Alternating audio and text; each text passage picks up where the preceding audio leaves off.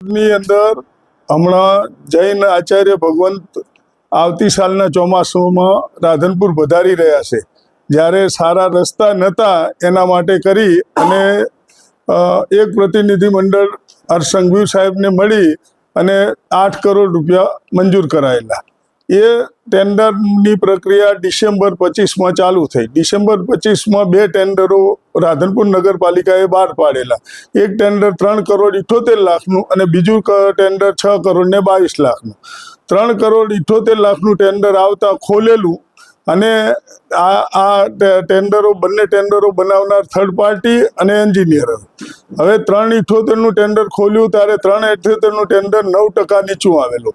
ડિસેમ્બરમાં ખોલેલું ટેન્ડર આ એન્જિનિયર અને થર્ડ પાર્ટીના મળતિયાઓનું ના આવતા એ લોકોએ એમને ફેબ્રુઆરીમાં છેક એગ્રીમેન્ટ માટે FDR મંગાવી. પાર્ટીએ 12 ફેબ્રુઆરીએ એગ્રીમેન્ટ માટેની જરૂરી FDRઓ આપી અને એને છેક 13/5 એગ્રીમેન્ટમાં કરવા માટે બોલાયા. અને 13/5 એટલે ટેન્ડર પડ્યા પછી છેલ્લા 5 મહિના પછી. બીજી બાજુ 6/22 વાળું જે ટેન્ડર હતું એ ટેન્ડરમાં આ લોકોએ એવી શરત ખોટી નાખેલી જેના કારણે ટેન્ડર બીજા ના ખોલી અને એક ટેન્ડર ખોલી અને એ લોકોએ રદ કરેલું કે સિંગલ કોપી આવી છે. બીજી વખતે 2 કોપી આવેલી, એક લાયકાત નથી અને એક લાયકાત છે, સિંગલ કોપી કરીને કેન્સલ કર્યું. જ્યારે આ લોકોની એન્જિનિયર થર્ડ પાર્ટી કારોબારી ચેરમેનના મળતિયાનું ટેન્ડર આવ્યું 40% ઊંચું. જે નગરપાલિકાની અંદર એક ટેન્ડર 9% નીચું આવે છે, બીજું ટેન્ડર 41% ઊંચું આવે છે, એટલે બેની બરાબરી કરવા જાય તો 50% નીચું. એ કારોબારીના ચેરમેન અને એન્જિનિયરે મળી અને 41% ઊંચાવાળું ટેન્ડરને કારોબારીમાં લઈને ના મંજૂર કર્યું અને તરત જ બીજી વખત ફરી ટેન્ડર પાડી અને મળતિયાઓને એમ કીધું કે તમે 41% નહીં, હવે 50% ઊંચું ભરો. અને બીજા દિવસે કોઈને ખ્યાલ આવ્યા વગર 5 દિવસની નિવિદા પાડી અને 50% ઊંચું ટેન્ડર આવ્યું અને કારોબારીએ 41% એમને નેગોશિએશન કર્યા વગર 41 કે 35% ઊંચું માન્ય રાખી અને ઉપર મૂકેલું છે. હવે વાત એ થાય કે જો એક જ ટેન્ડર 2 ટેન્ડર એક જ સમયે આવે તો 9% નીચું હોય અને બીજું 41% ઊંચું હોય તો તમને એની ડિફરન્સની ખબર પડી જાય. 6 કરોડ ને 22 લાખનું ટેન્ડર એટલે GST સાથે 8 કરોડનું ટેન્ડર થાય. હવે એ ટેન્ડરને જો ઊંચું આપે તો એના 4 કરોડ રૂપિયા થાય અને 4 કરોડ રૂપિયા ઉપર એને સૌ ભંડોળમાંથી આપવા પડે. તો નગરપાલિકા એવી છે નહીં કે આપી શકે. તો આ લોકો શું કરશે કે 7 કરોડની જગ્યાએ કામ 4 કરોડનું કરી અને મોટા તોડપાણી કરવાના છે.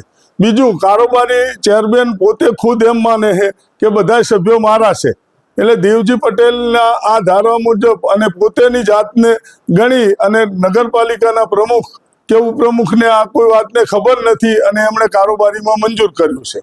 મંજૂર કર્યા પછી ઉપર મેલી અને છેલ્લા ડિસેમ્બર મહિનાથી 5મા મહિના સુધી લેટ કરે છે અને પોતાના મળતિયાને ના આવતા જ્યારે એનું ટેન્ડર આવે ત્યારે થાય. બીજી બાજુ મહારાજ સાહેબ જૂન મહિનામાં આવવાના છે, જુલાઈ મહિનામાં, અને તાત્કાલિક કામ પૂરું કરવા હાટું કરીને આ ગ્રાન્ટ સ્પેશિયલ મંજૂર કરાયેલી છે. તેમ છતાં એ લોકો આજ સુધી નથી કરતા અને ફરી ઉપર મૂકશે અને ઉપર મૂકી અને આ ટેન્ડર પાસ થશે ત્યારે અમે ચોમાસું આવશે અને રાધનપુરની નગરપાલિકામાં ભારતીય જનતા પાર્ટીના વિકાસના કારણે 28 બેઠકોમાંથી પાર્ટીને 26 બેઠકો આલી અને રાધનપુર નગરપાલિકાએ એક જ વિશ્વાસથી કામ કરેલું છે કે રાધનપુરમાં વિકાસ થશે અને રોડ રસ્તા બનશે. એની જગ્યાએ આ એક ચાલી રહ્યું છે. આપ દ્વારા કોઈ રજૂઆત કરવામાં આવી? આ બાજુની રજૂઆત માટે એના ઉપપ્રમુખ અને પાણી પુરવઠાના ચેરમેન એ બંને જણાએ કારોબારી ચેરમેન નગરપાલિકાના પ્રમુખશ્રીને લેટર આપી અને આ ટેન્ડર ના મંજૂર કરવા માટે કીધેલું, પણ એમની કોઈ વાત સંભળાણી હોય એવું લાગતું નથી. કોના માટે? અમે સત્તાધારી પાર્ટીને આપણે તો કહી શકીએ છે, આપણે એક જાગૃત નાગરિક તરીકે. બાકી માનવું ના માનવું એમની વાત છે ને. રવિવારે એમને વાત કરી કે ભાઈ આ તમે આ કઈ રીતે કરો, એના કરતા ટેન્ડર કેન્સલ કરી અને સોમવારે નાખો અને એની અંદર જે શરત ગણે છે ને, જે એન્જિનિયર છે જે શરત ગણે છે ને, એ શરત કાયદેસર છે જ નહીં. એની હું કોપી તમને આપું. આ બાબતે ધારાસભ્યને કોઈ રજૂઆત કરવામાં ધારાસભ્યને રજૂઆત કરવા આપી હતી. ધારાસભ્ય કારોબારી ચેરમેન અને બધાને બોલાયા હતા. તો એમને એક જ વાત કરી કે બાકીના આમાં આવતા નથી, એટલે અમે એના ટેન્ડરો રદ કરીએ. ધારાસભ્યશ્રીએ તો સ્પેશિયલ ગ્રાન્ટ મંજૂર કરાવી છે. ધારાસભ્ય તો સતત ધક્કા ખાઈ અને આખું રાધનપુર માટે 84 કરોડની પાણીની લાઈને લાવે છે. પણ આ લોકોને બસ મગજમાં એમ જ છે, અંદરો અંદરની ખરભૂતમાં ચેરમેન અને આ બને. અને દેવજી પટેલ પોતાની જાતને એમ માને છે કે હું ભાવિ ધારાસભ્ય છું, મને કોઈ કહેનારું નથી. બરોબર. રાધનપુરની સ્થિતિ શું છે? રાધનપુરની સ્થિતિ તો તમે જોવો તો પેરિસથી સારા કણાવે એવા રોડો રાધનપુરમાં છે. આજની તારીખમાં તમે 4 રસ્તાથી ગામમાં જાઓ તો રોડની તમને ખબર પડે. અને હમણાં ચોમાસું આવશે ત્યારે એ પછી તમે જોજો કે શું હાલત થાય. રાધનપુર નગરપાલિકાના કયા કયા કોર્પોરેટરો ભરેલા છે? આની અંદર કોર્પોરેટરો તો કાં તો બીકના કારણે અને કાં તો એમને ભરેલા હોય એ રીતે ક્યારેય કોઈ રજૂઆત કરી નથી. નહીતર તો કોઈ પણ ટેન્ડરનું 5 મહિના એગ્રીમેન્ટ ના થાય એવું બની શકે. કારોબારી ચેરમેન ઉપર કોને હાથ હોઈ શકે? આ બધું સમગ્ર આ બધું થઈ કારોબારી ચેરમેન પોતાની જાતને ભાવિ ધારાસભ્ય માને છે. એને એમ કે માને કોણ કહેનારું છે. પોતે જે પ્રમુખ હતો તારે એ ક્યારેય ફોન લોકોના નથી ઉપાડ્યા. આજે કારોબારી ચેરમેન છે, તમે અત્યારે ફોન લગાવો, ફોન નહીં ઉપાડે તમારો. 1 વર્ષ પહેલા રોડ બનાવેલા તૂટી ગયા છે. હા, એ તો તૂટી ગયા છે અને કામ બરોબર નથી. કોણ દેખરેખ રાખે?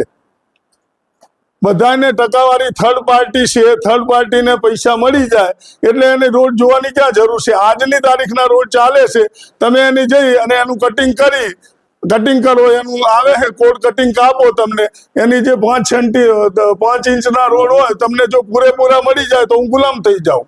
આ ટેન્ડર આપવામાં આવ્યું છે કોઈ પક્ષના કોઈ સગા સંબંધીને આપવામાં આવ્યું કોઈ છે? ના, પાર્ટી કોઈ ક્યાં આવે છે આમાં? આ તો પોતાના છે.